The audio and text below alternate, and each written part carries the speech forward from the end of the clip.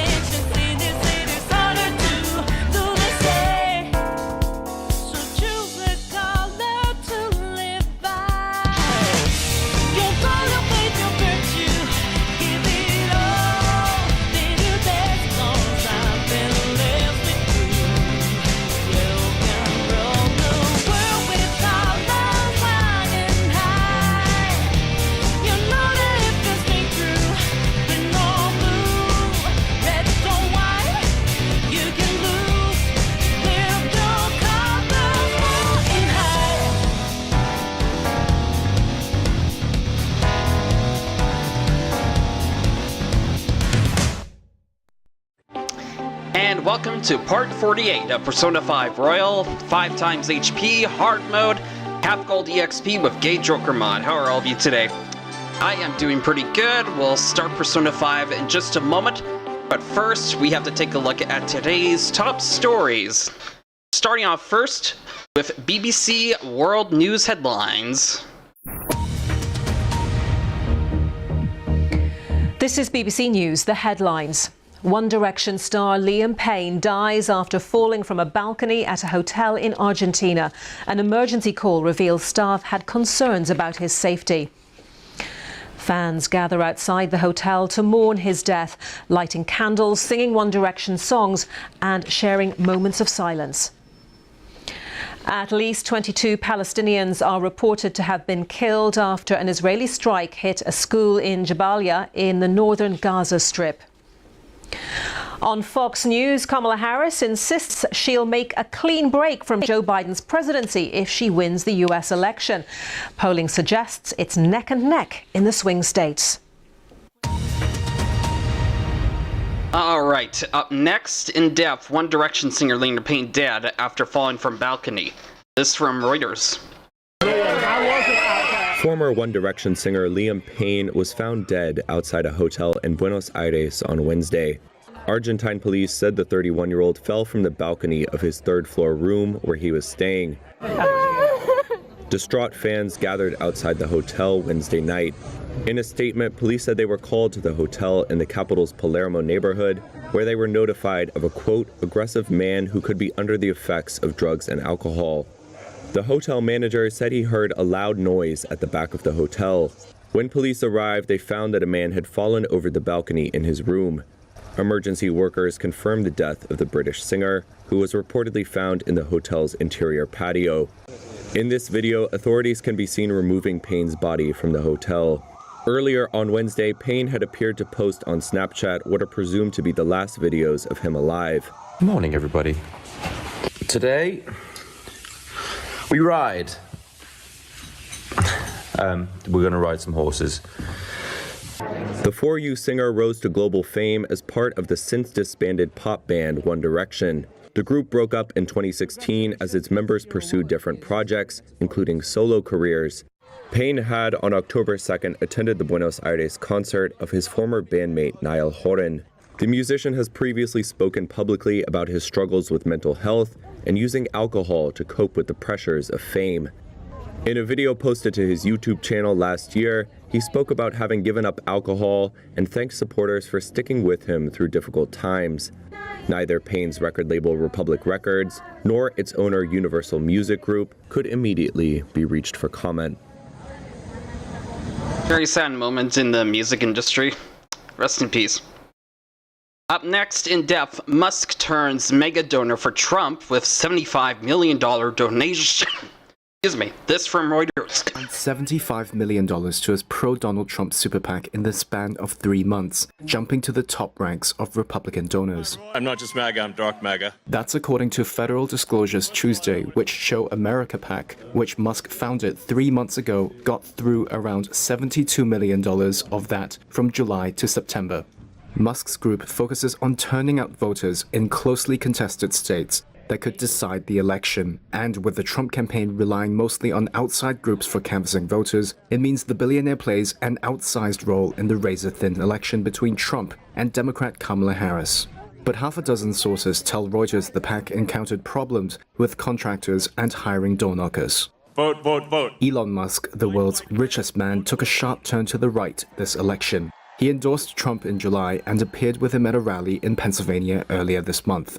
Musk's donations let him join an exclusive club of Republican megadonors, a list that includes banking heir Timothy Mellon and casino billionaire Miriam Adelson. America PAC declined to comment on the donations, and Musk had not commented as of late Tuesday. Up next, in depth, Trudeau says India's alleged interference a, quote, horrific mistake, unquote. This from Reuters. We are not looking to provoke or create a fight with India. The Indian government made a horrific mistake in thinking that they could interfere as aggressively as they did in the safety and sovereignty of Canada. The primary driver of the government's actions in this case, and in most, if not all cases, is ensuring the safety and security of Canadians.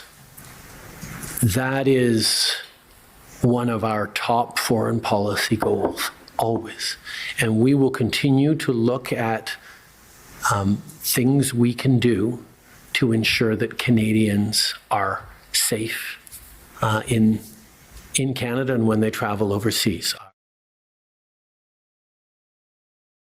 Justin Trudeau says India's alleged interference in Canada was a, quote, horrific mistake, unquote. The remark comes as both countries expel diplomats, pledging bilateral relations to a new low.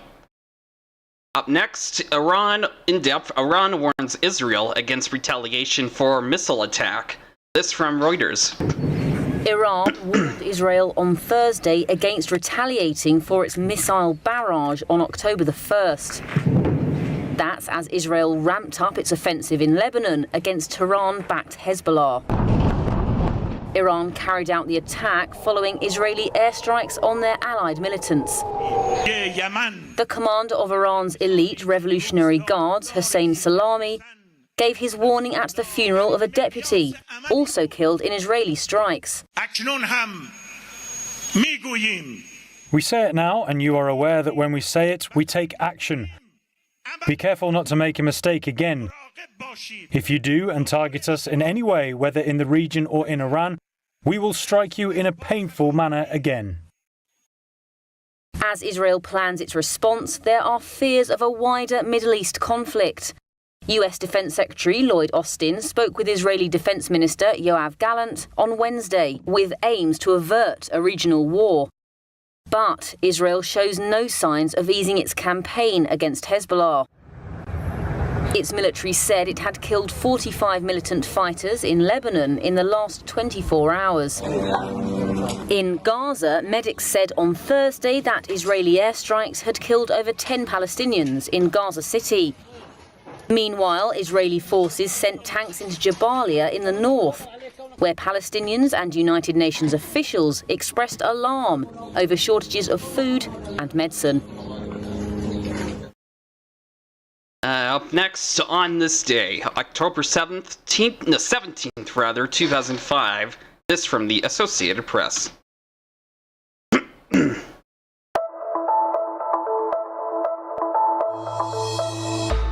We wanted to be committed and loyal to the video game, first and foremost. Doom is about madness, chaos, science gone wrong. And I think once you start with that foundation of truth and loyalty to the video game, then you can go out and make a great science fiction horror movie. That's exactly what we did. Stars of the glossy big screen adaptation of the best-selling video game Doom took over Universal Studios in Los Angeles for its world premiere.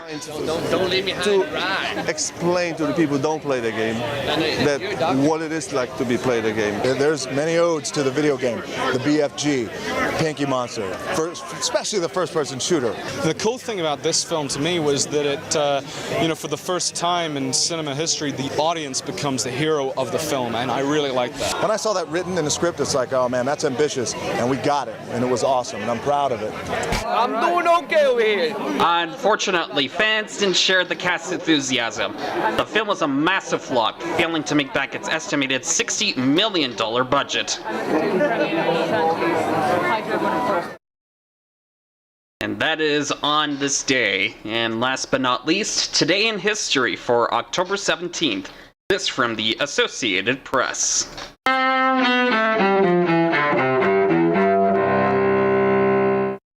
October 17th, 1973. Dawn of the energy crisis, as Arab oil-producing nations say they will cut back on oil exports to Western nations and Japan. The result? A total embargo until the following year, bringing severe oil shortages and rising inflation to the United States and other countries.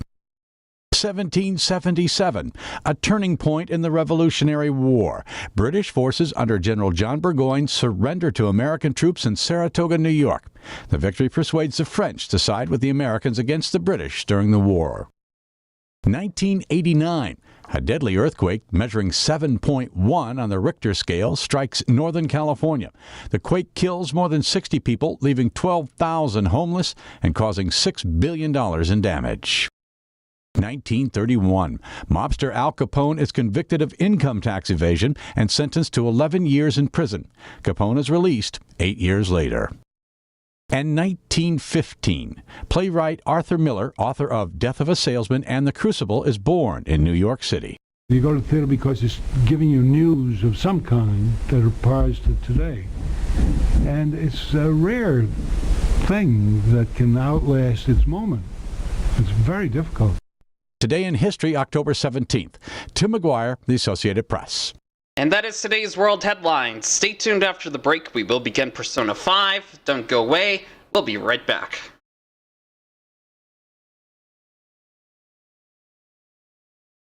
Spirokid.